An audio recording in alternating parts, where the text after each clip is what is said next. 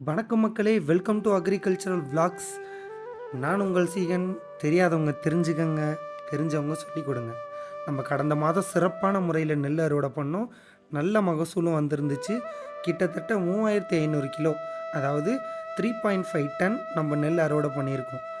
அதே மாதிரி இந்த முறை நம்ம என்ன பண்ண போகிறோம் அப்படின்னா, கரும்பு நடவு செய்ய போகிறோம். ஸோ கரும்பு நடவு செய்கிற விதத்தை நான் உங்களுக்கு கற்றுக் கொடுக்க போகிறேன். என் கூட சேர்ந்து நீங்களும் கற்றுக்கங்க. கரும்பு எப்படி உருவாக்குறதுலேருந்து கரும்பு அறுவடை செய்கிற வரைக்கும் உள்ள எல்லா விஷயங்களையும் நம்ம இந்த வீடியோவில் பார்க்க போகிறோம். ஸோ என் கூட சேர்ந்து நீங்கள் கற்றுக்கங்க. உங்கள் வீட்லேயும் இதை ட்ரை பண்ணி பாருங்கள். ஓகேவா? ஒவ்வொரு செடிகளுமே அதனுடைய விதைகள்லேருந்து தான் வளர்க்கப்படுது. அதே போல தான் கரும்பை வச்சு தான் மீண்டும் நம்ம கரும்பை உருவாக்க முடியும். அதுக்கு முன்னாடி நிலத்தை நம்ம சரிப்படுத்தணும் இல்லையா? அதனால் ஆல்ரெடி நம்ம வெட்டின கரும்புலேருந்து விழுந்த காய்ந்த தோகைகளை இதே மாதிரி எரிய விடுறதின் மூலயமா நிலத்தை சுத்தம் பண்ணலாம். இதுக்கு சங்காயம் கொளுத்துறது அப்படின்னு சொல்லுவாங்க. காற்றோட திசையறிஞ்சு எரிய விடுறதன் மூலமா தீ மற்ற வயல்களுக்கு பற்றாமல் சரியான முறையில் இந்த சங்காயங்களை எரித்து நிலத்தை சுத்தப்படுத்தலாம். இரண்டாவதாக விதைப்புல் நறுக்கணும். அதுக்கு நல்ல முறையில் வளர்ந்த கரும்புகளை தேர்ந்தெடுத்து அவைகளுடைய தோகைகளை உரித்து அதாவது சுத்தப்படுத்தி விதைப்புல் நறுக்கணும். ஒரு விதைப்புல்ல 2 பரு இருக்கிற மாதிரி அதை வெட்டுவாங்க. ஏக்கருக்கு 20,000 விதைப்புல் தேவைப்படும். எப்படி கரும்புகளை நறுக்கி விதை நெல் தயாரிக்கிறாங்கன்னு பாருங்க. இதில் சிறப்பான விஷயம் என்னன்னா, நாங்கள் கரும்போட விதைகளுக்கு விதை நேர்த்தி பண்ணியிருக்கோம். பெரும்பாலும் காய்கறி செடிகளுக்கு தான் விதை நேர்த்தி பண்ணுவாங்க. முதன் முறையாக நாங்கள் கரும்புகளுக்கு விதை நேர்த்தி பண்ணியிருக்கோம். எங்களுடைய அக்ரிகல்ச்சரல் ஆஃபீஸருடைய மேற்பார்வையின்படி நாங்கள் இந்த விதை நேர்த்தியை நாங்கள் பண்ணியிருக்கோம். கரும்போடைய பரு இது மாதிரி தான் இருக்கும். இதிலிருந்து தான் புதிய கரும்புகள் உருவாகும். அடுத்த கட்டமாக நறுக்கப்பட்ட விதை கரும்புகளை ஒரு சாக்கில் கட்டி கூலி ஆட்களை கொண்டு வயல் முழுவதும் அதை பரப்பி வச்சோம். ஆண்கள் பெண்கள் இருவருமே ரொம்ப ஈடுபாடோட இந்த வேலையை செஞ்சாங்க. நீங்களும் பாருங்கள். கரும்புகளுக்கு விதை நேர்த்தி பண்ணியிருந்தேன்னு சொன்னேன் இல்லையா? முதல்ல விதை நேர்த்தி அப்படின்னா என்னன்னு நம்ம தெரிஞ்சுக்கலாம். விதை நேர்த்தி அப்படிங்கிறது விதைகள் ஆரம்ப கட்டத்தில், அதாவது நடுகிற டைமில் பல நோய்களை அஃபெக்ட் பண்ணும். ஸோ அதை கட்டுப்படுத்துறதுக்கு விதைகளோட சில மருந்துகளை நம்ம கலக்கும் பொழுது ஆரம்ப கட்டத்தில் அஃபெக்ட் பண்ணுற எல்லா நோய்களையும் அது கட்டுப்படுத்தி விளைச்சலை மேம்படுத்தும்.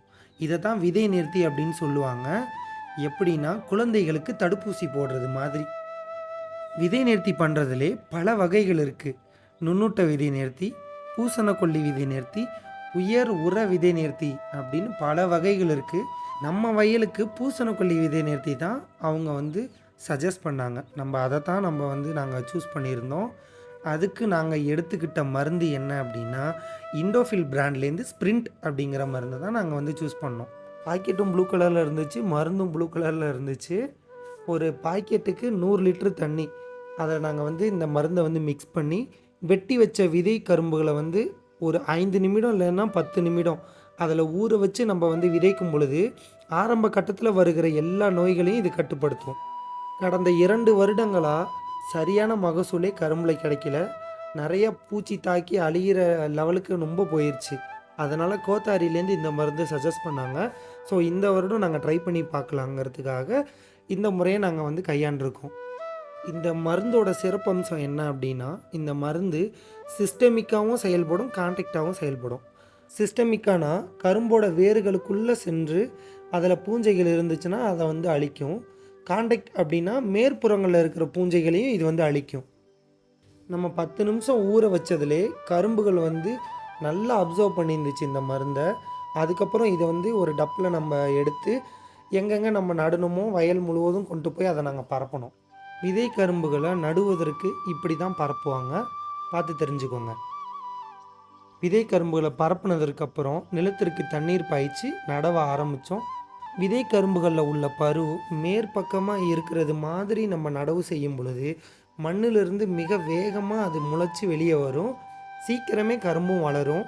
அதே மாதிரி எங்களுக்கு வந்த கூலி ஆட்கள் எல்லாருமே சிறப்பான முறையில் நடவு செஞ்சு கொடுத்தாங்க.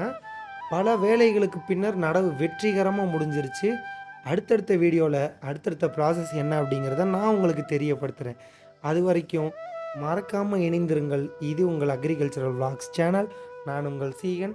தெரியாதவங்க தெரிஞ்சுக்கங்க. தெரிஞ்சவங்க அடுத்தவங்களுக்கு சொல்லிக் கொடுங்க.